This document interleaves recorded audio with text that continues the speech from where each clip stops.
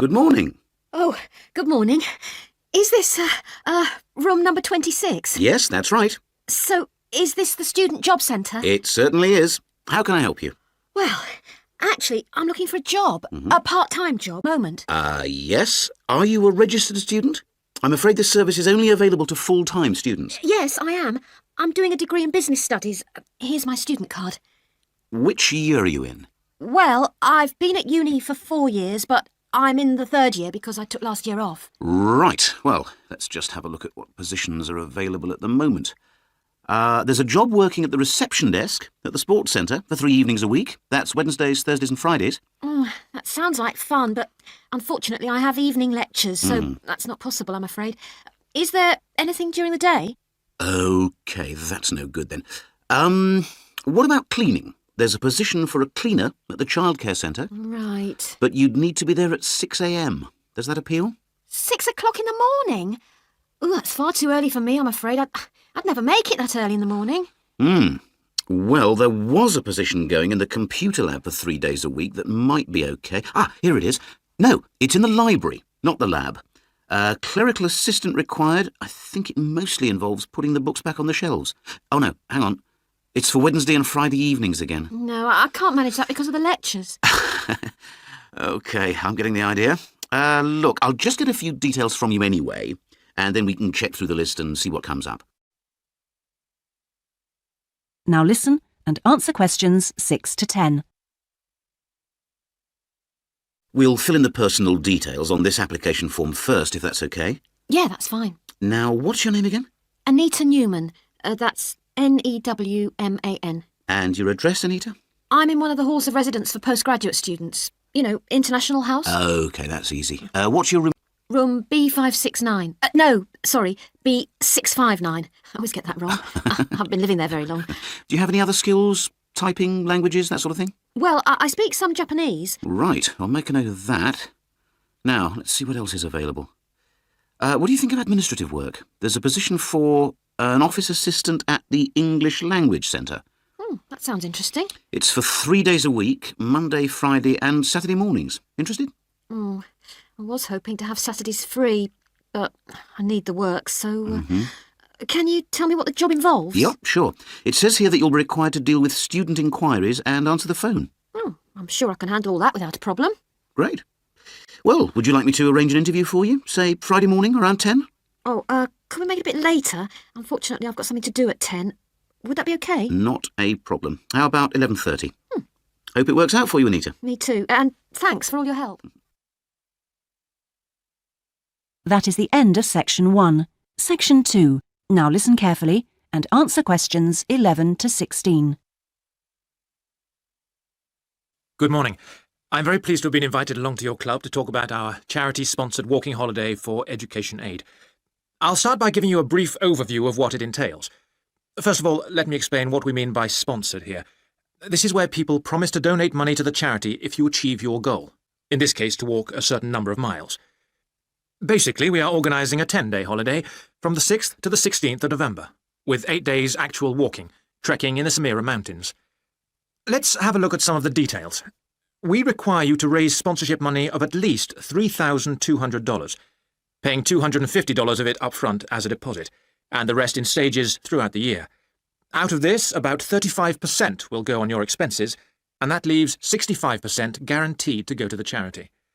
Which brings me to the most important part. This trek is being specifically organised to help education in the Samira region. Last year, we helped train teachers for the disabled, and this year we're focusing on the pupils. Each of the walkers' sponsorship money will go to help an individual special needs pupil in one of the mountain schools. In the second part of the talk, I'll be giving you a lot more details. But back to the basic information. Age limits. This is the second time we've run this kind of holiday, and on the first we even had an 80-year-old. But we found it was wise to establish limits this time.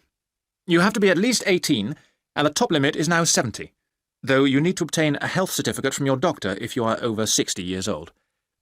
Now, the Samira Mountains are among the highest in the world, but you mustn't be too daunted. We will mainly be trekking in the foothills only, although there will be spectacular views even in the foothills. However, you are extremely fit if you aren't now and you're interested in coming with us. You have plenty of time to get into shape. You'll be sleeping in tents, so you must have quite a bit of equipment with you, but you will be helped by local assistants. Your bedding and so forth will be carried by them. We ask that you only walk with a small rucksack with needs for the day. I don't think I've really said enough about the marvellous area you'll be walking in. Let's have a look at some of the sights you'll be seeing. Apart from these spectacular snow-covered peaks and valleys, there are marvellous historic villages. The area's been famous for centuries for making beautiful carpets, although recently there has been a trend to move into weaving blankets and wood carving. The people are extremely friendly and welcoming. We deliberately keep the party small in size to minimise disruption to people and landscape. Now listen and answer questions 17 to 20. I hope that there are still some people interested. I will be distributing leaflets at the end where you can find out more information. But just for the moment, I'll outline the itinerary, the main high points of the holiday. Obviously, you'll start by flying out to Kishbar, the capital city, on day 1. After a couple of days to acclimatise yourself, you'll start the trek on day 3, walking through the enormous Katiba forest, which will take the whole of the day. Day 4 takes us higher up, going through the foothills, past a number of villages, and visiting a school for the disabled in Sohan. Then you have a rest day, that's day 5, before going to the spectacular Kumi Temple, with 12th century carvings, set in a small forest by a lake, and that's day 6, the highlight for many. We stay near there for day 7, because then comes the hardest day, walking through very mountainous country, but culminating in a swim in the Pate Falls. This is the highest waterfall in the region. Day 9 is much easier, with part of the day spent in a village where they make some of the gorgeous red blankets. Then back down to Kishbar and the journey home. So, you can see it's a pretty packed timetable. That is the end of Section 2. Section 3. Now listen carefully and answer questions 21 to 25. Thanks to all of you for coming along today to hear about how the Robotic Float project is helping with ocean research. Well, first of all, we'll look at what a robotic float does and its use. So let's start with the device itself.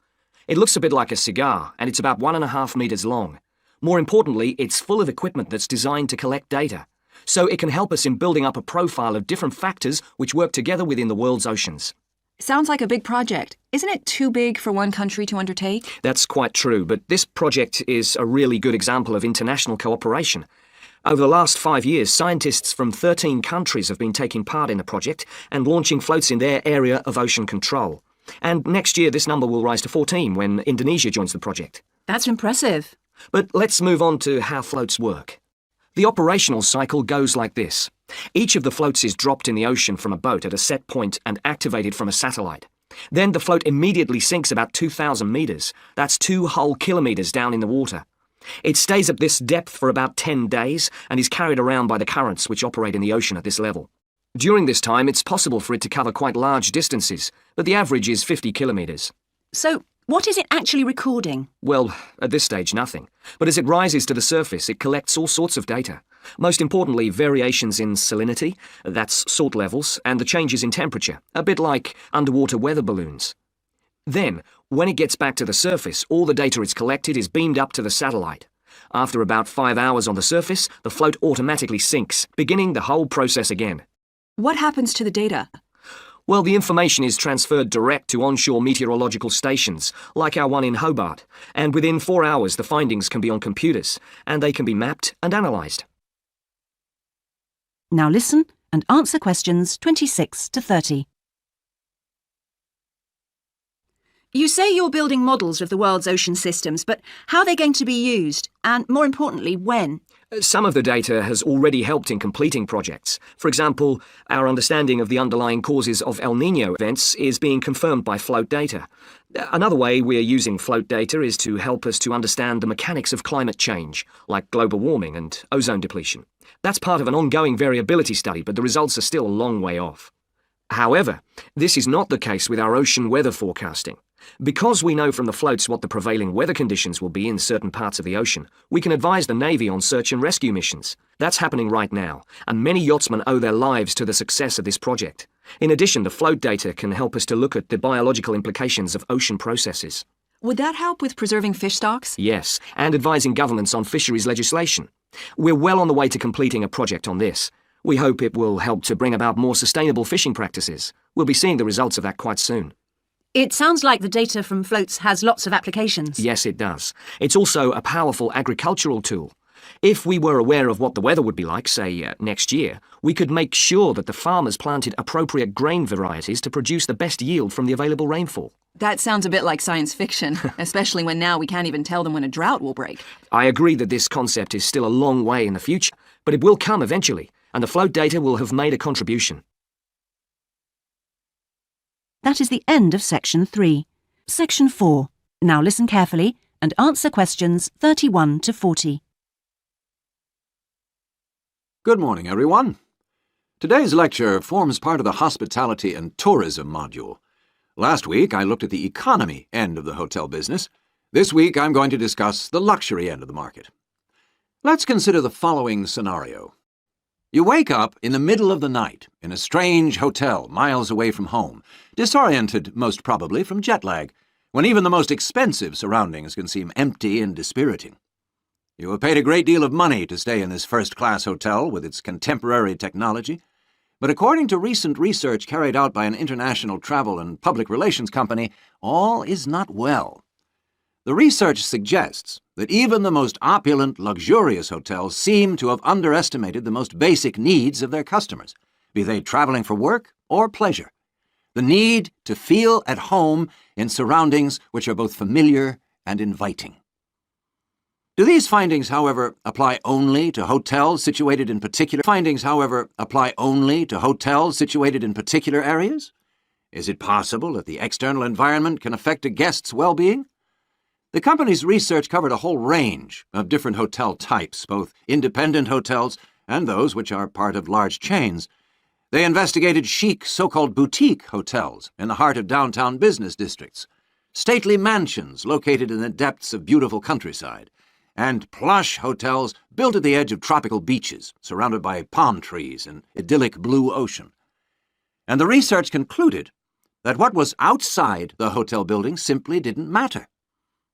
This is a fascinating revelation, and those of you hoping to move into careers in the travel and leisure industry would be well advised to look at the findings in more detail. But back to the main point of this lecture, the need to feel at home. What can the hotel industry do about it? And is the very idea so subjective that it's impossible to do anything about it on a global basis? However, nothing stands still in this world. One company has come up with the slogan, "Take your home with you," and aims to provide clients with luxury service. Those in the business travel industry maintain that these service departments dispense with all the unwanted and expensive hotel services that business travelers don't want, while maximizing the facilities they do want. For example, not only sleeping and living accommodation, but also a sleek modern kitchen that allows guests to cook and entertain, if they wish, at no additional cost.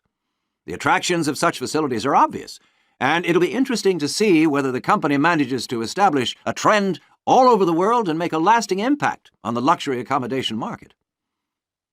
Now, finally, I want to consider the psychology underpinning the traditional holiday hotel industry. As a hotelier, how do you go about attracting people to give up the security of their own home and entrust themselves to staying in a completely strange place and sleeping in an unfamiliar bed? Firstly, hotels exploit people's need to escape the predictability of their everyday lives. For a few days, people can pretend they are free of responsibilities and can indulge themselves. Secondly, there is something very powerful in our need to be pampered and looked after. It's almost as if we returned to being a baby when everything was done for us, and we felt safe and secure. And not far removed from this is the pleasure in being spoilt and given little treats, like the minuscule bottles of shampoo and tiny bars of soap, the chocolate on your pillow at night. And we actually forget that we are paying for it all. Next week, I'm going to look at eco-hotels, a fairly new phenomenon, but increasingly popular, particularly...